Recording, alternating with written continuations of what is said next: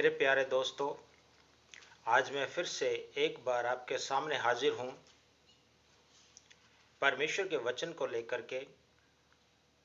हम दुनिया में बहुत बार खोज करते हैं कि हमारा उद्धार कैसे हो, मोक्ष कैसे पाएं, वो रास्ता कौन सा है जिसके द्वारा हमें उद्धार मिले।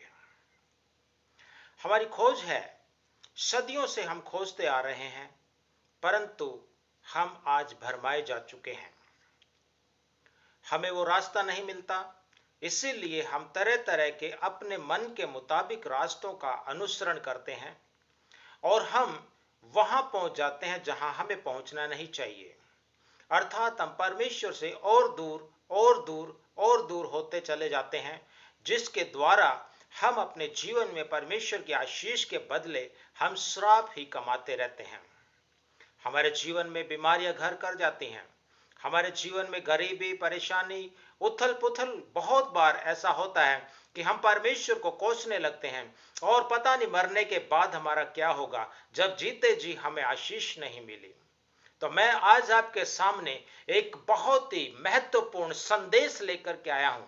ध्यानपूर्वक इस वीडियो को अंत तक देखिए और आपको उद्धार का अनुभव अब भी आप हो जाएगा।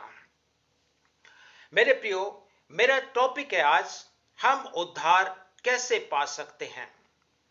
How to be saved, how to get salvation. उद्धार हम कैसे पाएं। आइए हम एक वचन से देखते हैं। रोमियो उसका 3 अध्याय उसका 23 पद हमें खास तौर पे बताता है। आइए हम पढ़ते हैं। इसलिए कि सब ने पाप किया है इसलिए कि सब ने पाप किया है और परमेश्वर की महिमा से रहित है। और परमेश्वर की महिमा से रहित है। परमेश्वर की महिमा से रहित है। सब ने पाप किया है। ये पाप मनुष्य के जीवन में कहां से एंटर्ड हो गया, कहां से प्रवेश कर गया, और हम कुछ ना करते हुए भी कैसे हम पापी पाए जाते हैं। कैसे कोई बोल सकता है कि हम पापी हैं, कैसे हम कह सकते हैं कि हम पापी हैं। और जब तक आप अपने जीवन को इस मोड़ पर नहीं लाओगे कि हम पापी हैं, मैं पापी हूं, तब तक आपको उद्धार की आवश्यकता का अनुभव नहीं होगा। उद्धार की आवश्यकता आपके जीवन में अधूरी रहेगी और आप उस उद्धार के मार्ग तक नहीं पहुंच पाएंगे। मेरे प्रियो, सब ने पाप किया है। याद रखिए, परमेश्वर ने अदन की वाटिका में 2 प्राणियों को बनाया था, अर्थात अदन मनुष्य को बनाया था, आदम और हव्वा। और आदम और हव्वा ने परमेश्वर की आज्ञा उल्लंघन करने के द्वारा अपने जीवन में पाप को लेकर के आया और परमेश्वर से दूर हो गया। और परमेश्वर ने कहा था, जिस दिन तुम ये आज्ञा को तोड़ोगे उस दिन निश्चय मर जाओगे। और आत्मिक तौर पे वो मर गए और ये मौत पूरी मानव जाति में फैल गई। जैसे एक मनुष्य के द्वारा पाप पूरे जीवन में, पूरे शरीर संसार में फैल गया, वैसे ही अनंत जीवन एक व्यक्ति अर्थात अंतिम आदम प्रभु यीशु मसीह के द्वारा हमारे जीवन में आता है। 6 का 23 रोमियो हम पढ़ते हैं। जब हम पाप करते जाते हैं तो क्या होता है। क्योंकि पाप की मजदूरी तो मृत्यु है, पाप की मजदूरी तो मृत्यु है, परंतु परमेश्वर का वरदान, परंतु परमेश्वर का वरदान हमारे लिए प्रभु मसीह यीशु में अनंत जीवन है। हमारे लिए प्रभु यीशु मसीह में अनंत जीवन है। अनंत जीवन है। यदि हम कहते हैं कि पाप नहीं करते लेकिन हम पापी हैं और पाप की मजदूरी मृत्यु है और हमें उस क्रूस पे, उस मौत के अनुसार हमें चलना चाहिए था, हमें मरना चाहिए था, परंतु हमारे जीवन में एक वरदान परमेश्वर लेकर के आते हैं, वो है अनंत काल का जीवन। मेरे प्रियो, इस मृत्यु के बाद एक समय शुरू होता है, एक जीवन शुरू होता है जिसका कभी कोई अंत नहीं होता। याद रखिए मेरे प्रियो, आपके जीवन में ये 60 साल, 70 साल, 80 साल आपने बहुतायत से अच्छे से गुजारे हों, आपके बल की बहुतायत के कारण 80 साल, 100 साल भी हो जाएं, तो भी ये बहुत कम है। यहाँ का दुख, यहाँ का क्लेश, आप बहुत अच्छे से रह रहे हो, कोई प्रॉब्लम नहीं है, परंतु फिर भी आप पापी हैं, क्योंकि आप उसी आदम के संतान हैं जिसने पाप किया, और वो पाप सारे मानव जाति में फैल गया, और उस पाप के कारण हम सब उस मृत्यु के हकदार बन जाते हैं। और इसीलिए उस पाप से निवारण के लिए लोग तरह तरह की बलियां करते हैं, तरह तरह के कुर्बानियां देते हैं, कभी बकरे, मेंढे, अन्य चीजों की, परंतु इससे निवारण नहीं है। आइए हम एक और वचन पढ़ते हैं, इब्रानियों 9 का 26 से 28। नहीं तो जगत की उत्पत्ति से लेकर उसको बार बार दुख उठाना पड़ता, पर अब युग के अंत में वह एक ही बार प्रकट हुआ है। युग के अंत में वो एक ही बार प्रकट हुआ, कौन? प्रभु यीशु मसीह। ताकि अपने ही बलिदान के द्वारा, अपने ही बलिदान के द्वारा पाप को दूर कर दे, पाप को दूर कर दे, और जैसे मनुष्यों के लिए, जैसे मनुष्यों के लिए एक बार मरना और उसके बाद न्याय का होना नियुक्त है, और उसके बाद न्याय का होना नियुक्त है, वैसे ही मसीह में भी बहुतों के पापों को उठा लेने के लिए एक बार बलिदान हुआ। और जो लोग आज उसकी बाट जोते हैं, उनके उद्धार के लिए दूसरी बार बिना पाप उठाए हुए दिखाई देगा। यहां पर हम देखते हैं प्रभु यीशु मसीह क्रूस पर कुर्बान हो गया, उसने अपने स्वयं की कुर्बानी दे दी, और इस कुर्बानी के द्वारा हम अब पाप से स्वतंत्र हो सकते हैं, हम पाप से आजाद हो सकते हैं। हमारे जीवन में परमेश्वर आशीष देता है, हमारे जीवन में परमेश्वर वो उद्धार देता है। जिस क्रूस पर हमें मरना चाहिए था, जिस क्रूस के बदले में प्रभु यीशु मसीह ने हमें छुड़ा करके अपने आप को दे दिया, जिस मौत के बदले में हमें वहां से अलग करके अपने आप को प्रायश्चित के रूप में दे दिया, और वो बलिदान सर्वोच्च बलिदान है।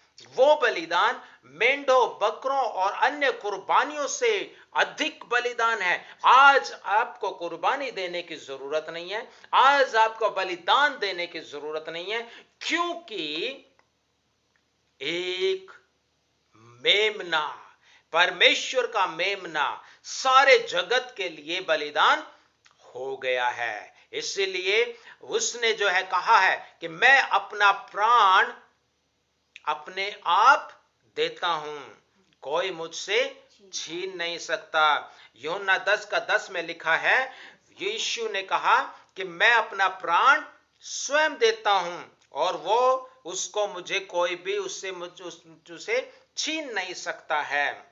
यूहन्ना 3 का 16 में हम देखते हैं, परमेश्वर ने जगत से ऐसा प्रेम किया कि उसने अपना इकलौता पुत्र दे दिया। यूहन्ना 10 का 18 में क्या लिखा था? प्रभु यीशु मसीह ने अपने प्राण को, अपने जीवन को आप ही आप दे दिया। और परमेश्वर ने कहा कि 3 का 16 में हम पढ़ते हैं, क्या पढ़ते हैं? क्योंकि परमेश्वर ने जगत से ऐसा प्रेम रखा, क्योंकि परमेश्वर ने जगत से ऐसा प्रेम रखा कि उसने अपना इकलौता पुत्र दे दिया, कि उसने अपना इकलौता पुत्र दे दिया, ताकि जो कोई उस पर विश्वास करे, ताकि जो कोई उस पर विश्वास करे वह नष्ट ना हो, परंतु अनंत जीवन पाए। वो नष्ट ना हो परंतु अनंत जीवन पाए। मैं आज आपको बताना चाहता हूं, प्रभु यीशु मसीह आज इस दुनिया में आया है आपके और मेरे पापों के लिए बलिदान होने के लिए, और वो बलिदान हो गया आज से लगभग 2000 साल पहले। और आज अपनी बाहों को फैलाए हुए पुकार करके कहता है, और कहता है आई एम द वे, मैं जीवन और मैं रास्ता, क्या है, मैं मार्ग सत्य और जीवन हूं। आइए हम पढ़ते हैं उस वचन को, यूहन्ना 14:6। यीशु ने उससे कहा, यीशु ने उनसे कहा, मार्ग और सत्य और जीवन मैं ही हूँ, और जीवन मैं ही हूँ। बिना मेरे द्वारा कोई पिता के पास नहीं पहुँच सकता, कोई पिता के पास नहीं पहुँच सकता। एक ही मार्ग है, प्रभु यीशु मसीह का मार्ग। प्रभु यीशु मसीह ही स्वयं मार्ग हैं जिसके द्वारा आप परमेश्वर के पास पहुंच सकते हो, जिसके द्वारा आप अनंत जीवन पा सकते हो। और उसके अलावा आज हम देखते किसी भी ग्रंथ में, किसी भी धर्म गुरुओं ने, किसी ने भी अपने आप को मार्ग नहीं बताया है। तो मेरे प्रियो, आप खोज करके देख सकते हैं कि प्रभु यीशु मसीह ही एकमात्र स्वर्ग का द्वार है, स्वर्ग का मार्ग है। और आइए हम एक और वचन पढ़ते हैं। प्रभु यीशु मसीह ने खुले हृदय से जो है ना हम सबको निमंत्रण दिया है। मत्ती उसका 11:28।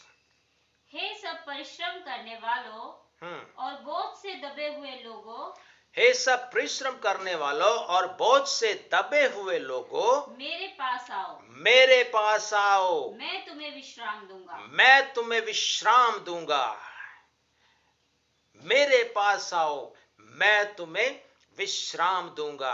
प्रभु यीशु मसीह आपके ऊपर जुआ या बोझ लादने के लिए आपको नहीं बुला रहे हैं, बल्कि उस पाप के बोझ से आजाद करने के लिए, अनंत जीवन देने के लिए, वो शांति देने के लिए जो ये संसार आपको नहीं देता है, उसी के लिए प्रभु यीशु मसीह आपको निमंत्रण देते हैं, बुलाते हैं। और आज यदि आप विश्वास करते हैं और प्रभु यीशु मसीह के पास आते हैं तो अनंत जीवन के वारिस बन जाते हैं, क्योंकि जितनों ने उसे ग्रहण किया उसने उन्हें परमेश्वर की संतान होने का अधिकार दिया। सो विश्वास के द्वारा, ठीक है, विश्वास के द्वारा अनुग्रह से हमारा उद्धार होता है। कभी कोई काम के द्वारा आपका उद्धार नहीं हो सकता, कोई कीमत अदा करने के द्वारा आपका उद्धार नहीं हो सकता। विश्वास से अनुग्रह के द्वारा हमारा उद्धार हुआ है। बड़ी मजे की बात यहां पर यह है कि हम परमेश्वर के द्वारा अनुग्रह को भी अनुभव करते हैं और परमेश्वर हमें विश्वास भी देता है, क्योंकि परमेश्वर अगर किसी को ना बुलाए तो कोई उसके पास नहीं आ सकते। इसलिए परमेश्वर ने अपने द्वार सबके लिए खोल रखे हैं। और मैं आज आपको निमंत्रण देना चाहता हूं, मैं आज आपको आमंत्रित करना चाहता हूं कि आप अपने हृदय को खोलिए, अपने दिल को खोलिए, जहां कहीं भी हैं आप इस प्रार्थना को मेरे साथ दोहराइए और आपके जीवन में उसी समय प्रभु यीशु मसीह एक क्षण भी नहीं लगाएंगे, आपके जीवन में आएंगे। आपके जीवन से तनाव, परेशानी, बंधन, दुख, क्लेश और सारी आशीषें लेकर के आपके जीवन में प्रभु यीशु मसीह फिर से वास करने के लिए आएंगे। और प्रभु यीशु मसीह अपने वायदे के मुताबिक क्या कहते हैं कि मैं तुम्हें जगत के अंत तक कभी नहीं छोड़ूंगा, सदैव मैं तुम्हारे संग हूं।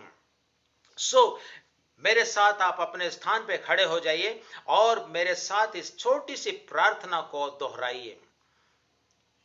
प्रभु यीशु, आपका धन्यवाद, आप मेरे जीवन में आशीष लेकर के आइए। मैं आपको अपना मुक्तिदाता, उद्धार करता और अपना पिता स्वीकार करता हूं। आज से तू मेरा स्वामी हो, तू मेरा प्रभु हो, तू मेरा पिता हो। मैं तेरे पीछे तन, मन, धन और पूरी बुद्धि से, पूरे ज्ञान के साथ चलूंगा। मुझे स्वीकार कर प्रभु यीशु के नाम से, आमीन। आज आपने इस प्रार्थना को किया है मेरे प्रियो, आप प्रभु यीशु के द्वारा परमेश्वर के संतान बन गए हैं, यदि आपने आज प्रभु यीशु मसीह को ग्रहण किया है, अपने दिल में निमंत्रण दिया है, तो मुझे कमेंट करके जरूर लिखिए। मैं और फर्दर और आगे आपकी अगुवाई करने के लिए तैयार हूं। प्रभु आपको आशीष दे। आमीन।